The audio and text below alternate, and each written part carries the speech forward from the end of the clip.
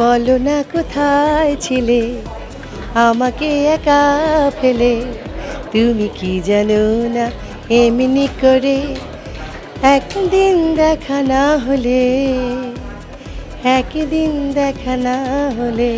খুবই ভালো লাগছে। I am very excited to see their performances and I'm very hopeful যে আজকে প্রত্যেকেই অনেক ভালো পারফরমেন্স করবে।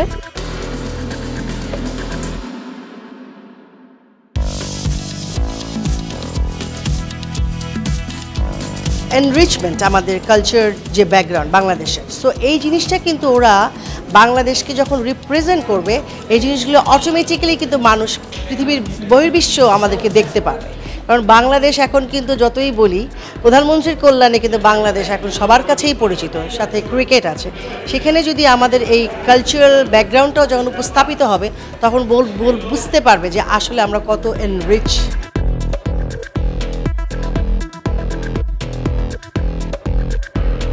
আমার মনে হয় এটা তাদের জন্য অনেক উপকারের বিষয় হবে, কারণ সৌন্দর্য মানে তো শুধু বাহ্যিক সৌন্দর্য না, ইনার বিউটি, গুণ সব কিছু মিলিয়ে একটা মানুষ সুন্দর।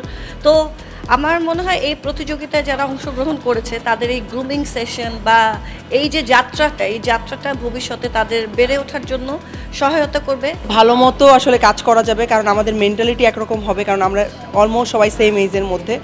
আর ছোটোবেলা থেকে যদি কোনো কম্পিটিশনের আয়োজন করা হয় এবং পরবর্তীতে কিন্তু এই মেয়েরা অন্য কম্পিটিশনও ভালো করতে পারবে যদি গ্রুমিংটা ছোটোবেলা থেকে মেয়েরা পায়।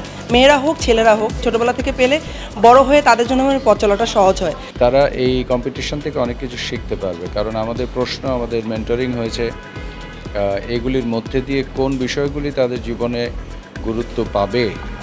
আমার মনে হয় সেই জিনিসগুলি কিছুটা ছোঁয়া তারা পেয়েছে, কিছুটা ধারণা তারা পেয়েছে। টিনেজাররা আসলে অনেকটা পেছনে, তারা তাদের কথাটা প্রকাশ করতে পারে না, তাদের উচ্ছলতাকে সবসময় ঢেকে রাখতে হয়।